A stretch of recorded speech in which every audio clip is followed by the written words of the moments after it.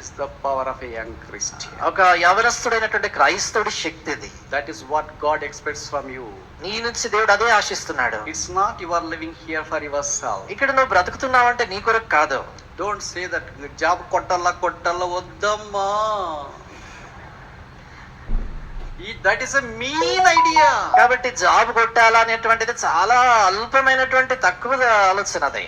What is the tall idea, you know? అన్నిటికంటే ఉన్నతమైన ఆలోచన ఏంటో తెలుసు? Not a job seeker, but a job giver. ఉద్యోగాన్ని వెదికేవాడు కాదు, ఇతరులకు ఉద్యోగాలు ఇచ్చేవాడు. Christian is not job seeker, but a job giver.